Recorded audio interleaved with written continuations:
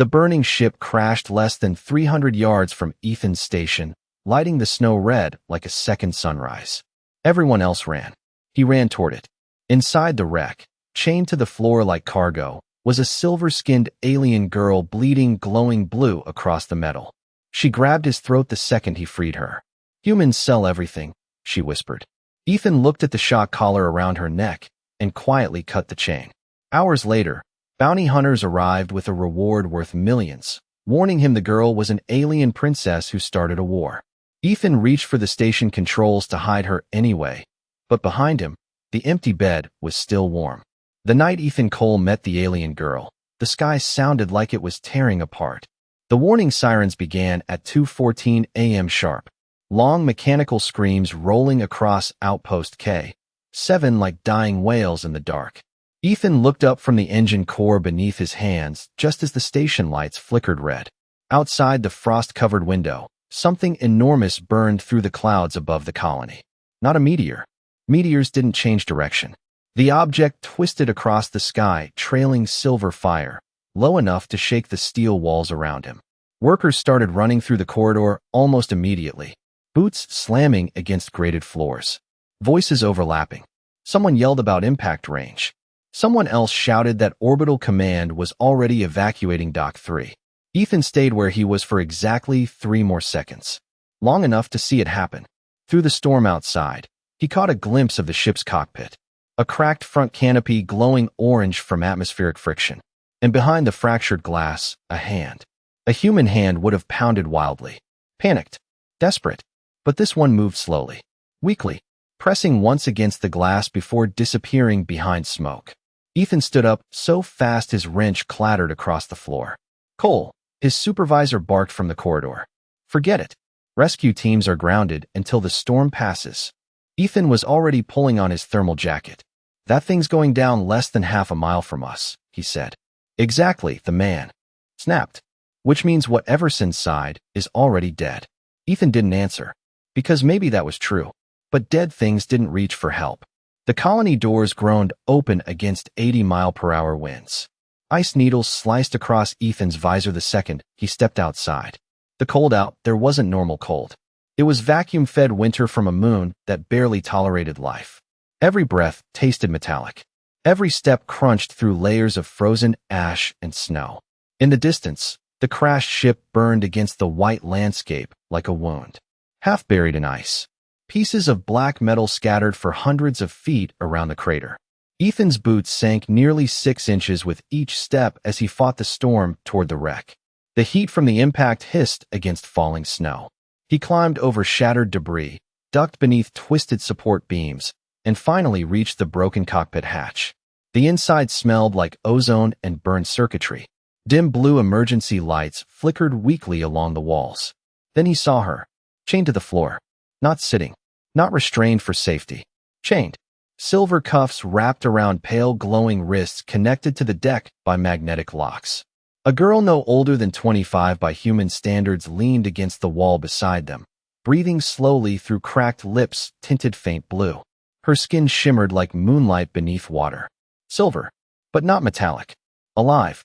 Faint veins of soft blue light moved beneath it every few seconds like electricity under glass. Ethan forgot the cold entirely. Her white hair drifted weightlessly around her shoulders in the failing gravity field. And even injured, she looked dangerous. Elegant. Unfamiliar in a way that made the room feel suddenly too small. Her eyes opened. Bright silver. Sharp enough to stop him where he stood. She looked at him once. Then at the station patch on his shoulder. Fear crossed her face first. Then hatred. Ethan slowly raised both hands. "Hey," he said quietly. "I'm not going to hurt you." The alien girl stared at him in silence, while sparks rained softly from the ceiling behind her. Then, with trembling fingers, she touched the shock collar around her throat. And Ethan realized something that made his stomach tighten instantly. She hadn't crashed here by accident. Someone had been transporting her. Like cargo. The moment Ethan Cole stepped closer, the alien girl did not move away, but her entire body tensed like a drawn wire under pressure. Her silver eyes tracked every small motion he made, not blinking, not trusting, as if she was calculating whether he was another part of the trap or the first mistake in her escape. The shock collar around her neck pulsed faintly with a dim blue light, and each pulse made her fingers twitch as if she could still feel commands that were no longer being sent. Ethan slowly lowered himself to one knee, keeping his hands visible, his voice steady even though the wind outside the broken hull screamed through gaps in the metal like something alive. "You are safe now," he said. But the words felt wrong the moment they left his mouth, because nothing about this place was safe, not the storm outside, not the collapsing ship, and certainly not the way she was looking at him. She tilted her head slightly, studying him the way a scientist might study an unknown element that should not exist in nature. Then she spoke, her voice fractured but precise, carrying a strange layered echo as if multiple tones were folded into one. "Define safe," she said, and the question hung in the air heavier than the cold. Ethan hesitated, because there was no simple answer that would survive honesty. Behind him, the station beacon flashed through the storm in slow rotations, painting the wreckage in intermittent red light. He glanced at the chains on the floor, magnetic locks embedded deep into the metal plating, not designed for protection but for control. He reached into his utility pack and pulled out a compact plasma cutter, not activating it yet, only showing it. "I can remove those," he said carefully. The alien girl's eyes narrowed immediately. "And replace them with what?" she replied, her tone sharp but tired, like someone who had asked the same question too many times across too many systems. Ethan looked at her collar again, then at the damage around them, then back at her. "Nothing," he said. That answer seemed to confuse her more than any threat would have. A long silence filled the cockpit, broken only by the distant groan of cooling metal. Outside, the storm intensified, pressing against the wreck like an ocean trying to reclaim its surface. She shifted slightly, and for the first time Ethan noticed the faint tremor in her arms, not from fear but from exhaustion, as if her body had been running long after it was supposed to stop. "You are human," she said finally, as if testing the word.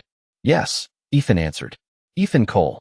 She repeated nothing, but her gaze lingered on his face longer than before, studying not his technology, not his suit, but his expression. Something in her posture changed almost imperceptibly, a fraction of lowered tension, a fraction of doubt replacing certainty. Then her hand moved suddenly, fast enough that Ethan barely reacted, and she touched the floor beside her where a small broken emblem lay half buried in debris. It was unfamiliar, angular, marked with symbols that looked less like language and more like authority. "They said I was property," she said quietly, and for the first time her voice carried something beyond calculation. It carried memory. Ethan did not respond immediately. Instead, he looked at the collar again, then at the chains, then at the way she was sitting as if waiting for permission to exist. Outside, lightning cracked across the sky, briefly illuminating both of them in stark white light, two strangers in the middle of a dead ship on a dead world. And in that flash, Ethan made a decision he could not yet explain even to himself. He set the plasma cutter down and stepped closer to the lock on her wrist. The moment Ethan Cole reached toward the alien girl's wrist restraint, the entire wrecked cockpit seemed to tighten with silence, as if the storm outside had paused just to listen. The faint blue emergency lights flickered across her silver skin, and for a brief second her expression shifted from caution to something closer to disbelief. She did not pull away, but her body remained rigid, every muscle held in a state of trained resistance.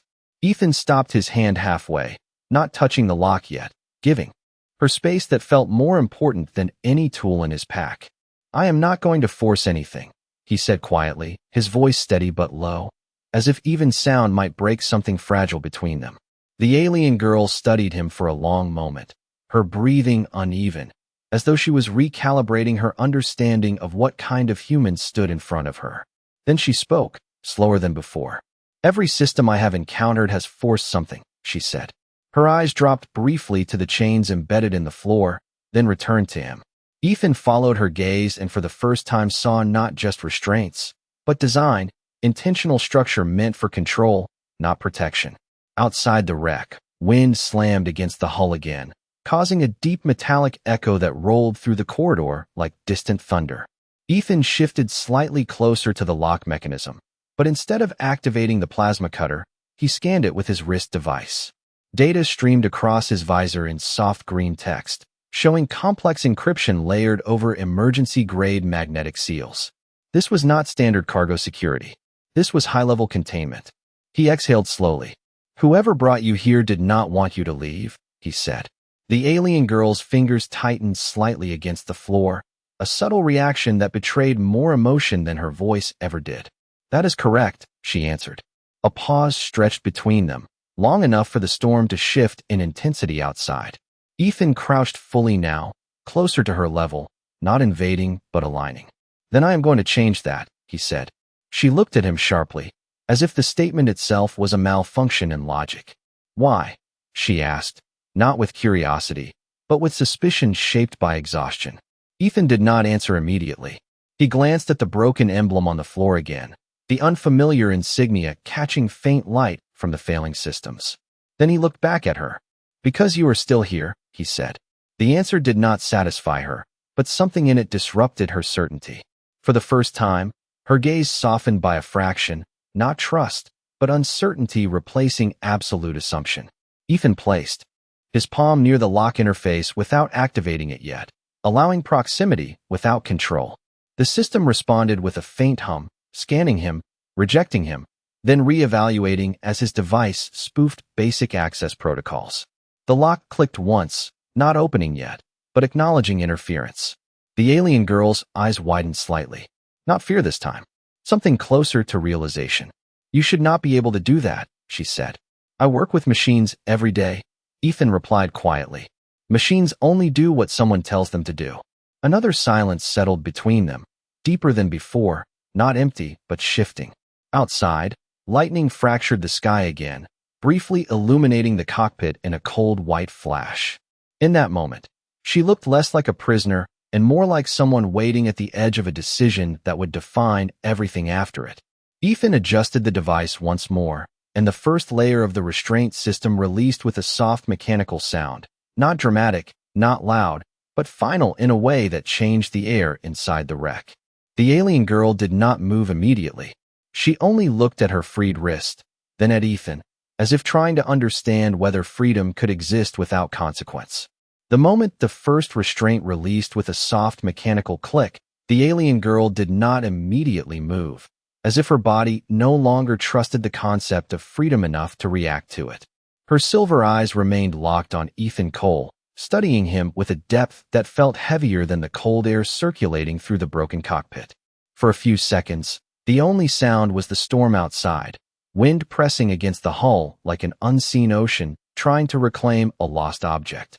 Ethan kept his hand near the interface, but did not proceed further, waiting, not commanding, not rushing. "You can move," he said quietly, his voice steady but careful, like speaking might break a fragile balance. The alien girl slowly flexed her wrist, watching the motion as if it belonged to someone else. The faint glow beneath her skin pulsed irregularly, not stable, not fully recovered from whatever system had once controlled her. She shifted slightly, testing gravity, testing space, testing whether the absence of chains was real or temporary. "This is not a correction," she said finally, her voice softer than before, but still carrying that layered echo that made every word feel like it came from more than one place at once. Ethan shook his head slightly. "No," he answered. "It is not." That simple response seemed to disrupt something inside her more than any argument could have. She lowered her gaze to the floor, where the broken emblem still lay among scattered debris, and for the first time her posture lost a fraction of its rigid structure. Not surrender, not trust, but exhaustion allowed to exist without immediate resistance. Ethan slowly stood, stepping back half a meter to give her more space inside the cramped cockpit. The storm outside intensified again, sending a deep vibration through the ship that made loose panels tremble. Emergency lights flickered once, then stabilized into a dim, steady glow. The alien girl turned her head slightly toward the broken exit hatch, as if measuring distance, escape probability, survival conditions. "You are not military," she said after a moment, as if confirming a contradiction in her database of assumptions. Ethan gave a faint nod. "No," he said, "just maintenance." The answer seemed to confuse her more than it reassured her. She tilted her head, studying him again, but differently now, not as a threat profile, but as an anomaly that did not match any known classification. Slowly, she pushed herself up from the floor, legs unsteady at first, then stabilizing with deliberate control. Ethan did not step forward to help. He simply watched, letting her decide each movement without interference. When she finally stood fully, the height difference between them became more obvious, but it did not create dominance or submission, only distance. She took one cautious step forward, then another, testing the air, testing the space between them. "If I leave this wreck," she said quietly, "there will be consequences." Ethan looked toward the shattered cockpit wall, where distant lightning briefly illuminated the frozen landscape outside. "There are always consequences," he replied. That answer made her pause, not because it was strange, but because it was honest in a way she did not seem accustomed to. For a long moment, neither of them moved. Then, very slowly, she extended her hand toward the open space between them, not touching him, but offering proximity without commitment, a gesture that felt more like uncertainty than intention. Ethan did not immediately respond. Instead, he looked at her hand, then at her eyes, then at the storm beyond the hull, as if weighing something far beyond this moment. Finally, he raised his hand halfway, not fully reaching, stopping just short of contact, maintaining the distance that still respected the unknown between them. In that suspended moment, inside a broken ship on a frozen world, two strangers stood between captivity and choice, and neither of them yet understood which side they had already chosen. The moment Ethan Cole kept his hand suspended halfway between intention and restraint, the alien girl did not complete the gesture she had started. Her silver eyes remained fixed on him, but something in their focus had changed, not sharper, not softer, but uncertain in a way that did not seem familiar to her. The broken cockpit around them continued to groan under the pressure of the storm outside, metal vibrating faintly as wind and ice struck the hull in irregular pulses. Ethan slowly lowered his hand instead of meeting hers, not rejecting the moment, but allowing it to exist without definition. "You do not trust contact," he said quietly, more observation than question. The alien girl withdrew her hand slightly, not in fear, but in recalibration, as if proximity itself required analysis before acceptance. "Trust is not a system I have been allowed to use," she replied.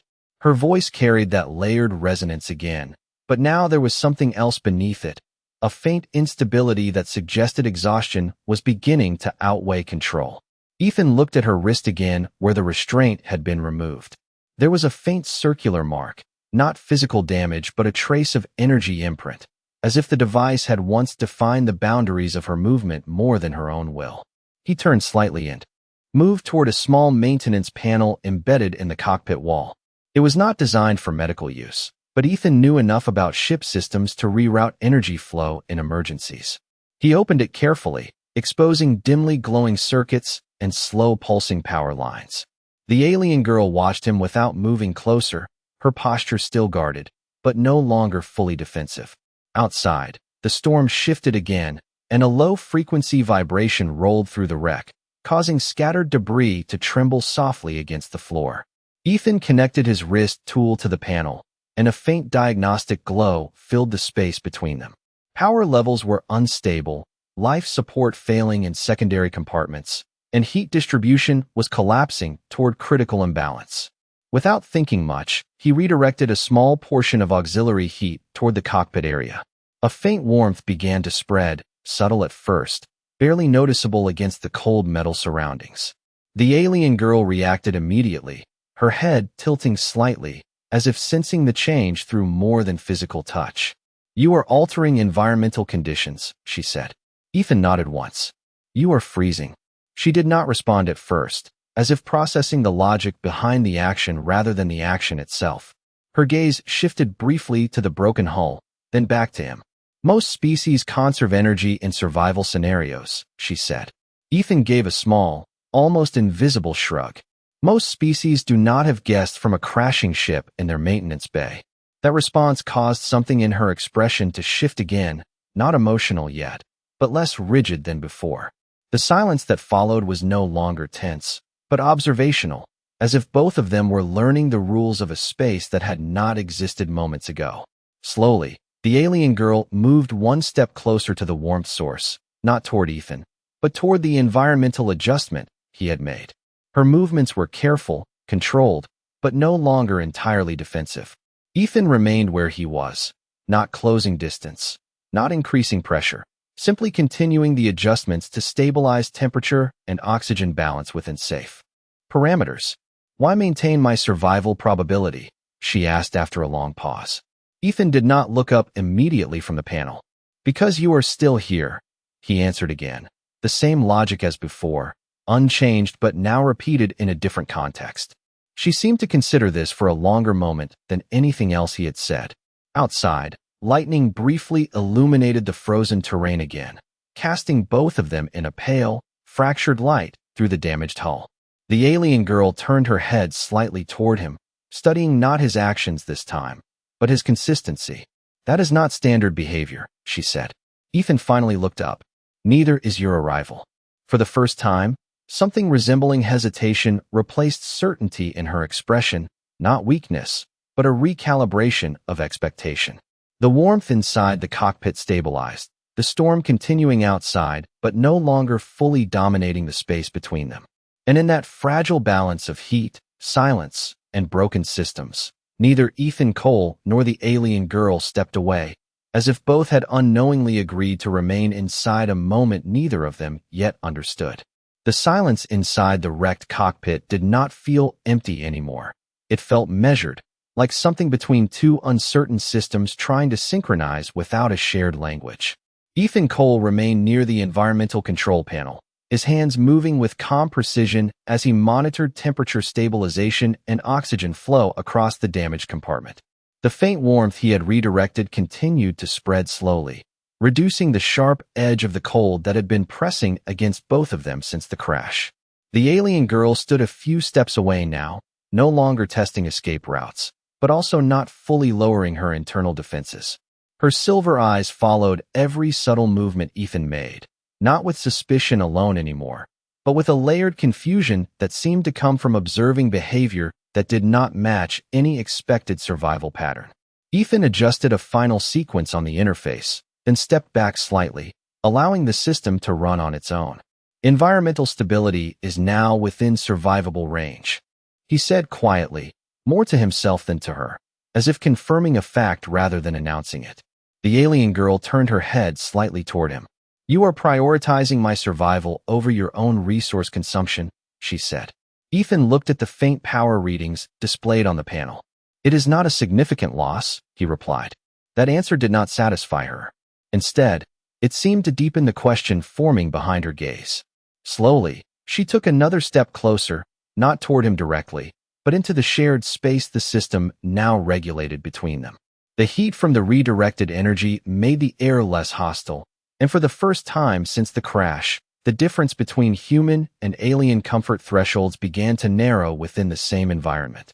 In all recorded interactions between species, she said, her voice lower now, more stable, but still carrying that layered resonance. Resource allocation is based on dominance, utility, or exchange. Ethan leaned lightly against the edge of the control panel. That sounds complicated, he said. She tilted her head slightly. It is efficient. Ethan nodded once. Efficiency does not always mean correct. That statement lingered in the air longer than expected. Outside, the storm continued to strike the hull in distant rhythmic waves, but inside the cockpit, the sound felt further away, almost irrelevant to the space they occupied. The alien girl looked down at her hand, flexing her fingers slowly as if testing whether her body had fully accepted the absence of restraints. A faint tremor passed through her posture, not weakness, but uncertainty without external control to define it. You are not acting according to survival logic, she said again, more quietly this time. Ethan glanced at the flickering systems before answering. I am acting according to what seems right in the moment. She repeated the phrase slowly, as if translating it internally. What seems right, she said. There was a pause, and in that pause, the gap between their understandings of existence became more visible, not as conflict, but as difference in foundation. The alien girl moved closer to the central warmth source now, standing within a meter of Ethan, close enough that the shared air between them was fully stabilized by the system he had adjusted. Neither of them acknowledged the proximity directly, but both seemed aware of it in a way that changed how still they remained. "If I leave this vessel," she said, "I will be identified, recaptured, or eliminated depending on classification status." Ethan looked at her for a moment, then at the damaged exit corridor behind her. "Then you do not leave alone," he said simply. The statement was not elaborate, not emotional, not dramatic. It was structured like a decision already made. The alien girl's eyes narrowed slightly, not in hostility, but in recalibration. "That is not logical," she said.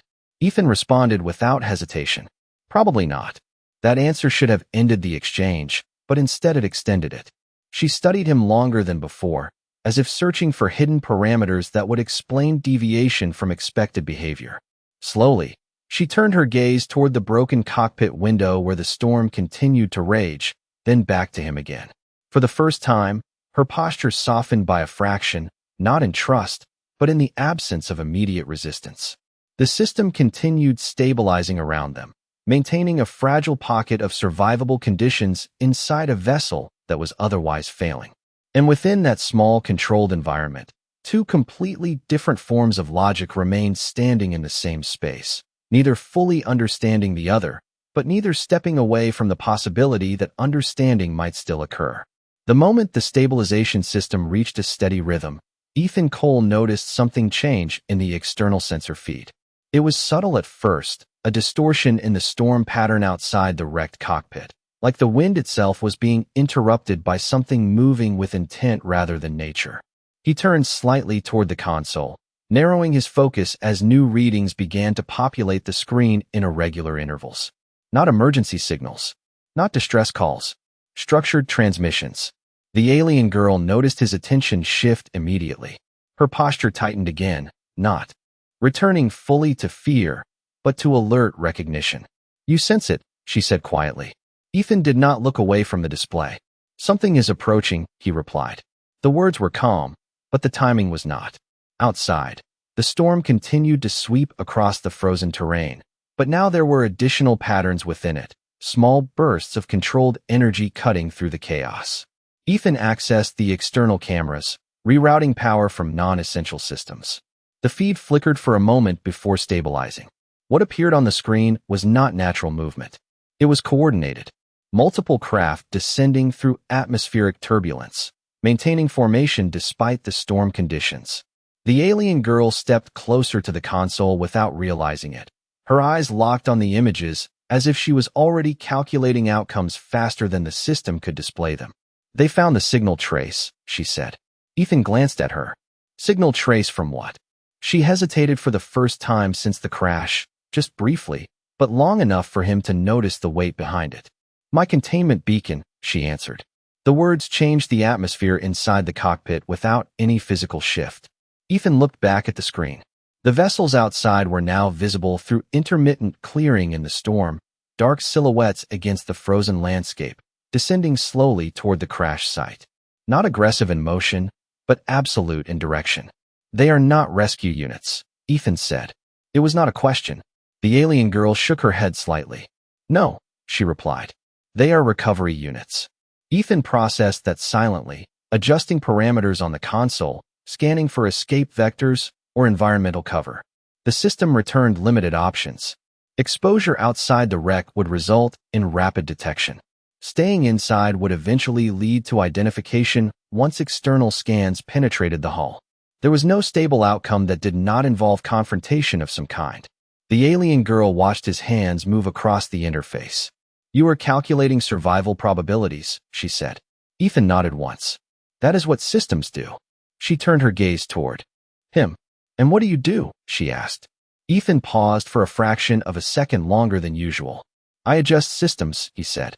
Outside, the first of the descending craft touched down on the frozen surface with controlled precision, their landing lights cutting through the storm like white blades against darkness. The ground beneath the wreck vibrated faintly as distance impacts transferred through the ice. Ethan switched the internal sensors to passive mode, reducing emissions. The cockpit dimmed slightly as non-essential systems were suppressed. The alien girl looked toward the broken hull, then back at him. "If they enter this structure," she said, "they will not differentiate between you and me. Ethan studied the data feed again, then closed it. Then we leave before that happens, he said. She tilted her head slightly. There is no confirmed exit path. Ethan moved toward the maintenance panel again, this time faster, but still controlled. There is one, he replied. The alien girl followed him with her eyes. Uncertainty mixing with something else now. Not trust, not fear, but alignment without definition. Outside, the silhouettes grew closer, their search patterns tightening around the crash site. Inside the wreck, the fragile system of warmth and survival that Ethan had created was about to be tested by something neither of them had fully prepared for. And for the first time since the collision, both stood on the same side of an uncertain decision without knowing what it would cost. The first external searchlight cut through the storm like a precise incision in darkness, sweeping across the frozen surface less than half a mile from the wrecked cockpit.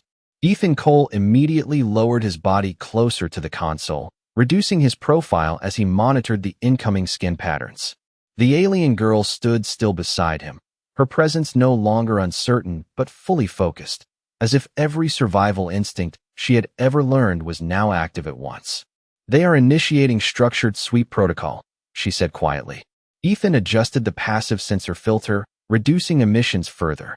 How accurate are they? He asked. She hesitated for only a fraction of a second. Extremely.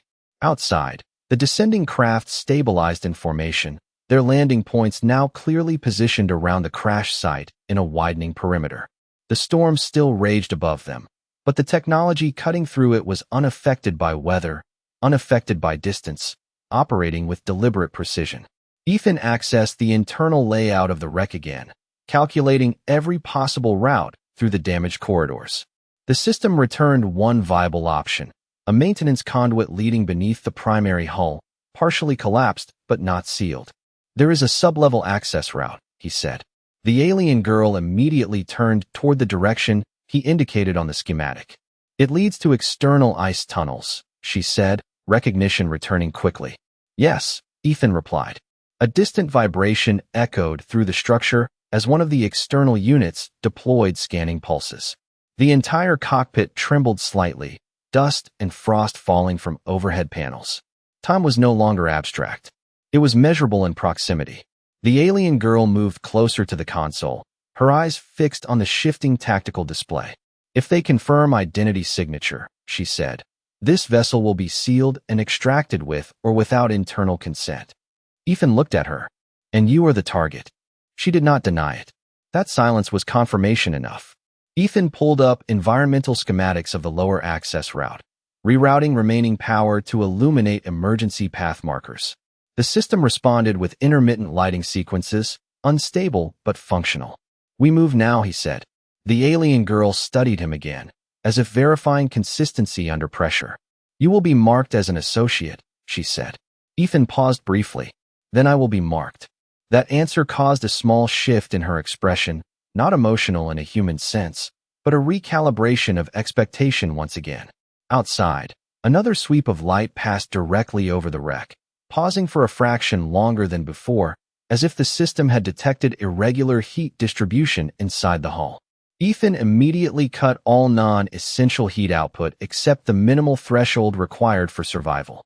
The cockpit darkened further, becoming colder again, but quieter in signature. The alien girl noticed the change, but did not question it. Instead, she stepped closer to the maintenance access panel where Ethan had already begun opening the sealed hatch to the lower conduit. Metal groaned softly as the system disengaged after years of disuse. A narrow passage was revealed beneath, filled with frost and darkness extending deeper into the structure. Ethan activated a small portable light, its beam cutting through the confined space. The alien girl looked down into the opening, then back at him. Below is unstable, she said. Ethan nodded once. Above is worse. Another external scan passed overhead, closer this time. The vibration traveled through the wreck in a sharper wave, causing loose fragments to shift. The decision window was closing rapidly, not through dialogue, but through physics. Ethan stepped down into the conduit first, testing stability before fully committing. The structure held. He turned slightly, looking up at her. The alien girl remained at the edge for only a moment longer, then followed, her movement precise, controlled, but no longer hesitant. As both of them descended into the narrow maintenance path beneath the wrecked ship, the external lights above intensified, scanning the surface where they had just stood. And inside the darkness below, the only remaining stable signal was the shared direction forward, into a system neither of them fully controlled, but both now inside together. The moment Ethan Cole and the alien girl descended deeper into the maintenance conduit beneath the wrecked ship, the sound of the external world began to fade, replaced by the hollow resonance of metal and the distant vibration of scanning systems passing overhead. The narrow passage was barely wide enough for one person to move comfortably, forcing them into a single line of movement rather than side by side. Ethan led, holding a small portable light that cast a weak but steady beam forward, revealing frost-covered wiring and structural ribs that had not been maintained for years. Behind him, the alien girl followed in silence, her presence no longer uncertain, but now focused with a controlled awareness that suggested she was adapting to the environment faster than expected. "Scan intensity is increasing," she said quietly. Ethan did not look back. "How close are they?" he asked.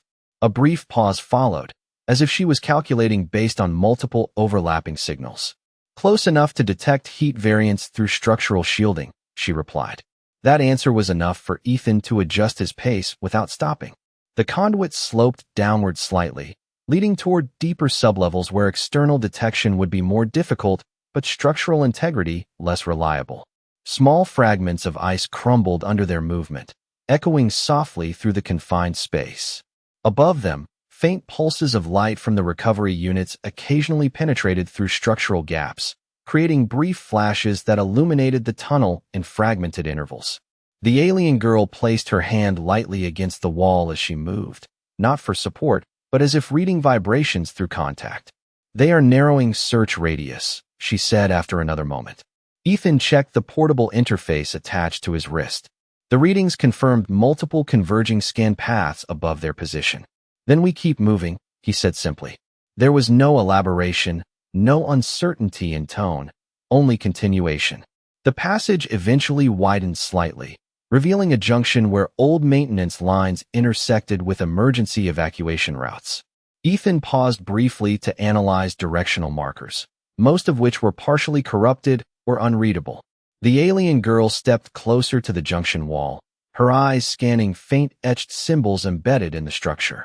"This architecture predates current colony design," she said. Ethan glanced at her. "You recognize it?" She hesitated for a fraction of a second. "Not directly, but the structural logic is consistent with off-world modular systems used for rapid deployment colonies." That information shifted Ethan's understanding slightly, but not enough to change their immediate priority. He selected a secondary route leading further downward, where environmental stability readings were marginally higher. As they moved again, the tunnel began to hum faintly with residual energy still circulating through abandoned systems. The alien girl suddenly stopped for a moment, looking upward through a thin structural seam where faint light filtered down from the surface. "If they locate us below," she said quietly, "containment protocol will shift to excavation." Ethan did not respond immediately. He adjusted the light beam forward. "Then we stay ahead of it," he said. They continued deeper. The air grew colder but more stable, the kind of cold that remained constant rather than shifting unpredictably like the surface storm. The alien girl's movements became slightly more fluid, as if she was no longer expending energy on constant defensive readiness. Ethan noticed this but did not comment. Instead, he focused on maintaining directional consistency through the deteriorating pathway. Eventually, they reached a secondary access chamber partially sealed by collapsed plating. The opening was narrow but passable. Beyond it lay an older section of infrastructure, less exposed to external scanning systems. Ethan examined the obstruction briefly before beginning manual clearance. The alien girl watched without intervening. "You are still prioritizing joint survival outcome," she said. Ethan paused for a moment. "Yes," he answered. She studied him again, but this time her expression carried something less analytical and more uncertain, as if she was no longer measuring behavior solely through classification models. When the passage was finally cleared enough for passage, Ethan stepped through first, checking stability before signaling silently that it was safe. The alien girl followed without hesitation this time. On the other side, the environment changed noticeably. The structural noise from above was reduced, and the scanning pulses became less frequent. It was not safety, but it was distance from immediate detection. Ethan shut off the portable light for a brief moment, allowing their eyes to adjust to the faint ambient glow from residual systems embedded in the walls. In that dim environment, the alien girl turned slightly toward him. "You did not abandon extraction." "Opportunity," she said. Ethan looked forward into the deeper corridor. "There was no extraction worth taking," he replied. That answer lingered between them longer than expected. For the first time since the crash, neither of them moved immediately after speaking. Not because of danger, but because the decision that had carried them this far no longer required justification. Somewhere above them, the external units continued their search, unaware that their target had already moved beyond the immediate reach of surface logic. And in the silent corridor below, two different forms of reasoning continued forward together, not yet aligned in understanding, but no longer separated by intent. Explore the depths of humanity in space with epic sci-fi tales that follow a lone human maintenance engineer and an alien girl caught between survival and destiny in a frozen frontier outpost. Witness how the human defies logic-driven systems to protect the alien girl despite overwhelming interstellar recovery forces tracking her across a collapsing crash site. Feel the tension rise as epic sci-fi tales unfold through broken starships, underground escape routes, and silent emotional connections. Forming in the dark between species, discover how epic sci-fi tales redefine compassion as the human and the alien girl navigate betrayal signals, containment protocols, and shifting alliances beneath an icy world where trust is a rare resource. Experience epic sci-fi tales where every decision made by the human challenges survival logic, while the alien girl redefines her understanding of freedom, identity, and choice. Follow the human as he prioritizes moral instinct over strategic advantage. And the alien girl begins to question everything she was trained to believe about inferior species. Immerse yourself in epic sci-fi tales where silence between two strangers becomes more powerful than any interstellar command, and every moment carries the weight of irreversible change. As the human and the alien girl move through collapsing tunnels and shifting detection grids, their bond forms not through language, but through action under pressure. In epic sci-fi tales, the line between prisoner and protector dissolves as the alien girl starts to recognize humanity not as a classification, but as an unexpected force of mercy. And ultimately, epic sci-fi tales reveal a universe where the human and alien girl stand together against systems that define existence through control, proving that even in the coldest reaches of space, connection can emerge where logic fails. GPT, front-facing realistic portrait of 28-year-old white male, human maintenance engineer, in futuristic space, survival suit, cinematic lighting, detailed facial features, serious expression, ultra-realistic science fiction style, no cartoon front view, high detail, natural skin texture, ultra-detailed. GPT, front-facing realistic portrait of 22 to 25-year-old alien female, with blue-silver skin, non-human facial features, cinematic lighting, futuristic outfit, detailed science fiction style, ultra-realistic front view, natural skin texture, mysterious expression, no cartoon, high detail, asymmetrical alien face, subtle glow eyes. 1. A hyper-cinematic frozen alien crash battlefield at night during an intense storm, shattered starship corridors buried in snow and burning debris. A 28-year-old white male human maintenance engineer, wearing a worn futuristic survival suit, stands in a defensive stance with a determined and focused expression, facing a 22 to 25-year-old alien girl with blue-silver skin, non-human facial structure, glowing faint eyes, and an anxious yet controlled expression, both positioned in direct confrontation. As hostile recovery drones hover above, scanning with red and white beams, sparks flying from broken metal, wind and snow cutting horizontally across the scene.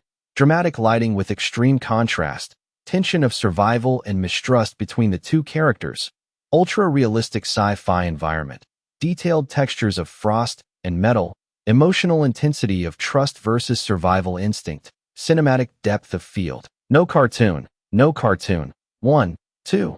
2. A quiet cinematic maintenance bay inside a futuristic space outpost, showing a 28-year-old white male human maintenance engineer in everyday routine repairing complex mechanical systems, wearing a slightly worn utility suit with tools attached to his belt, focused expression with calm determination, surrounded by glowing control panels and metallic structures, soft industrial lighting reflecting on his face, subtle atmosphere of isolation and responsibility in deep space, realistic sci-fi environment with detailed machinery and cables, cold metallic tones contrasting warm control lights, no cartoon 1. 3. A cinematic close-up daily life scene of a 22 to 25-year-old alien girl with blue-silver skin and distinctly non-human facial structure, standing inside an alien vessel chamber with faint bioluminescent lighting, white silver hair floating slightly in low gravity, her expression calm but cautious,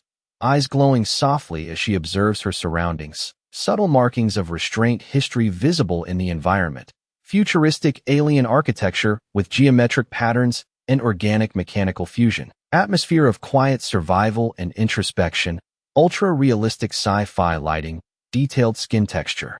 And alien anatomy. Emotional tone of isolation and adaptation. No cartoon 2. 4. A high-tension cinematic confrontation scene, where both the 28-year-old white male, human maintenance engineer, and the 22 to 25-year-old alien girl with blue-silver skin stand together in a collapsing alien tunnel environment, facing incoming hostile recovery drones and scanning beams entering through broken structural openings, sparks and debris floating in unstable gravity, both characters positioned back-to-back in survival alignment with determined expressions, intense red and blue emergency lighting flashing across metal walls, environment shaking with structural collapse, emotional tone of urgency, unity under pressure, and survival against overwhelming external force.